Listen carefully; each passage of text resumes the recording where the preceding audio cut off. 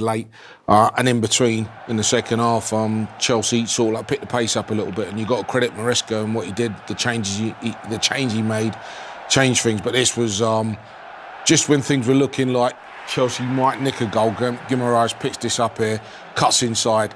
You know he's going to strike it. And I think it just comes off gusto and just loops. You just sit here, just gets a touch and just loops over the goalkeeper. You look how high the goalkeeper gets and it still manages to loop over him into the back of the net, and that just settled everybody's nerves for what was a massive result for Newcastle. Great strike. Does Sanchez need to be looked at? No, there's a bit of luck. It's just a loop, okay. No, it takes a deflection. Nothing the goalkeeper can do. Now, look, there was a penalty appeal for Chelsea, and a strong one at that, 7.5 minutes earlier, when Chelsea were only 1-0 down. Yeah, the Brazilian and the Argentinian have a little tussle. I think we saw that there. Look, you see Guimaraes there, he's got both his arms around Enzo. You can see why Enzo thought it was a pen. Normally, when you put your arms around, both your arms around somebody, they're going to give that. I'm surprised they didn't look at it again, because he's literally got a hold of him, Les. I mean, it's so frustrating to watch that how this is not given as a penalty. Listen, I'm glad it wasn't, but how it's not given as a penalty. You've got both your arms around him. Okay, at this stage, he's looking at the ball. They're both looking at the ball. But I've seen occasions where people are not even looking at the ball. They've got two arms around people and they say it's holding. I just don't get it. That's the whole point of VAR, to look at situations like this and see. I think there it's fine, Les. Yeah. He's got one. He's got one, and they're tussling a little bit. But now he puts both his arms around him. Cuddle. It's just... Yeah, it's quite a strong hold he's got of him. And there's a lot going on. I mean, you've got Cucurella there as well on Fabian's share. So, do you know, but we've been watching football for a long time and playing it. You don't know what's a penalty anymore, what isn't. No, it's true. He's cuddled him in the box, and he's like, he can't move. So how is that not a foul? And the only way you're going to stop that is if a referee's brave enough to give the penalty and continues to give them when they see incidents like that. Unless they start doing that, you'll continue to see this week in, week out, and we'll still be having the same conversation.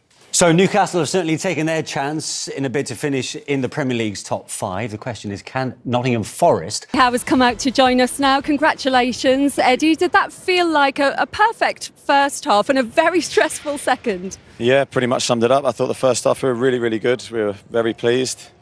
Sending off changed the game, and with the scoreline as it was, I think it was a tricky second half for us mentally, because we wanted to go and attack, and that was the message. But on the pitch, I think it felt different, and Chelsea changed and tweaked things and made it difficult for us tactically. So congratulations to them. But we hung in there, and I think did really well mentally in that second half. How much did you enjoy that tactical battle with Enzo Maresca? Because there was lots of changes to personnel and formations throughout the game. Yeah, I probably enjoyed the first half more than the second. Second half was stressful. We were making changes.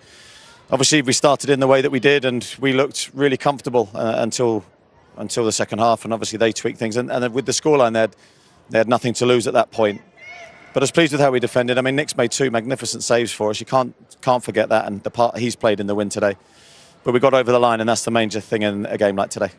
Yeah, what was so good, Eddie, is in the first half, on the front foot, kind of in and around their penalty box, you were so sharp in pressing. But then when Chelsea got into your half, you were so solid, and they couldn't break the lines at all.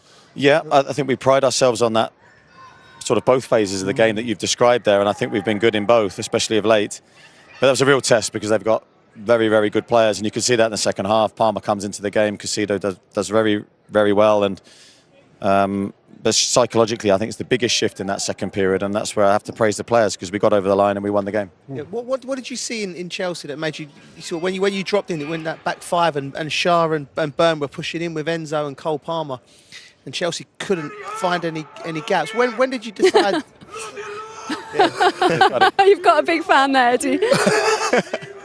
When did you decide on that, or was that something that you saw in Chelsea that you needed to counteract? Or a bit of both. I think we always look at the opposition and see what we think the best system will be, and then of course we lost Kieran and Joe Willock in the week, and then you're looking at what's the best balance of the team. So you're looking at a mixture of both things, and we felt with 5 in our back line would help us.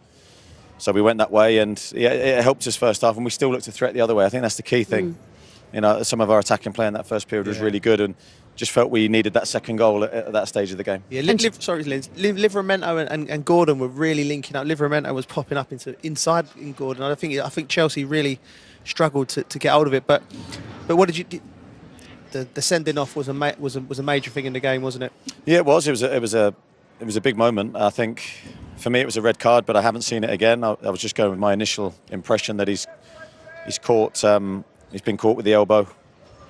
Yeah, I don't want to see red cards in games unless it's clear and obvious. And we can give you we think it was a red card. Here it is. This angle here, he's had a look. If you look at, he has a couple of looks and leads with the arm. And I think if he's looking at the ball the whole time, it's not a red. But Cratch is an expert. Yeah, I've been on the end of them, and I've probably been on his. Well, I was just about to say I've been on the end of many of them. With my height as a centre half, I was sitting duck for elbows. But I think I think you're right. I think it's the visual sort of clues there, and I'm sure he hasn't meant to elbow in the way that he has, but ultimately it doesn't look great. Eddie, what was your message to the players just before they came out? Because it was such an explosive start, and how much does it help walking out to that banner saying "Get into them"? Well, it's a massive thing because the sort of the way we play has to fit the culture of the club, and it has to fit what the supporters want. The supporters here want fast, attacking, aggressive football. They want to see their team always wanting to score, and that's perfect for me. So I love to try and give them what they want, and the start today was amazing. I just felt the atmosphere was everything that we hoped it would be, and the players then delivered. And how important is Tonali to this situation? Obviously, because the way you press like that, his physicality and his, where he gets around the pitch, he wins the ball up so high for you, doesn't he? Yeah, he does. I mean, his athleticism is brilliant in both phases, in attacking and defending. And I'd love to say that's something we've worked on with him getting in the box, but today he was playing a slightly different role with Bruno, so it wasn't necessarily something we planned for, but great to see him deliver it, and he's won the ball high and followed his run into the box. And another assist as well for Jacob Murphy as well. That's 20 goal involvements for him this season. How do you feel you've been able to get the best out of him? Well, I think when you begin a relationship with any player, it's a two-way thing. You express what you want, and then you hope they can deliver it, and Jacob's not only done that, but he's also then invested in himself and really bought into what we've asked him to do. And the personal development that he's shown is down to him. Free picks this. Dan didn't realise he was going to do this, so he's just gone and given his shirt away. But that's fine. We're going to carry straight on. But Dan, this feels like a massive 3 points in the race for Champions League football. This moved you up to third above Chelsea and City. Yeah, huge. We knew how important today was. We said that cup final was the biggest game, but this was the next one after. And it wasn't pretty, but we got the job done at this stage, so I don't really care. Yeah, Sandro, when it comes to the big games this season, Newcastle just seemed to rise to the occasion, and it was a nice early goal from yourself today just to settle things down. Yeah, I spoke before the game for big game and big start. I think we started the game very well. And after 3 minutes, we had a score, and I think this win is so important for us, for our Champions League, and we have 2 games for finish to the Champions League. That's your 6th goal in all competitions. 5 of them you've scored here at St James's Park. Is there a better feeling? Yeah, I like to score in St James's Park, but I think I'm a little bit lucky also for the goal because the shot was so. But I think I'm happy for this win and I'm happy for all 3 points. Doesn't matter how they go in, they all count. But Dan, was it a little bit nervier in that second half than what you would have liked as you searched for the second? Yeah, I think so. I think sometimes it's harder when they go down to 10 men because you should feel like you dominate, but there's always that little bit of you that doesn't want to let them back into it. The crowd were a bit nervy, and I think we felt a bit nervy as well. But listen, I think we've been together sort of 3-4 years now. We've got that big game experience, and I thought we did really well to see the game out, and great goal by Bruno at the end. All right, well done to you both. Dan, you are actually the player of the match. So, Sandro, if you'd like to do the honours to Dan. Well done, guys. Thank you very much. Arsenal, but Tim, that is season-defining, is it not? Season-defining kind of solidifies them for me in that top 5. It shows what a good manager can do. You've been talking about it all morning. I mean, the tweak that Eddie Howe made to the team to try and get one over on Chelsea just in the lineup. He does that. He had to make a couple different changes, flip-flop back and forth in terms of formations in the game.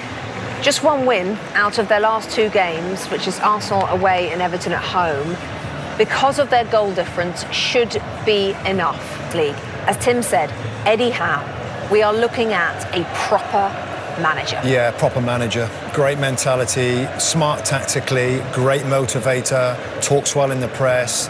You know, sometimes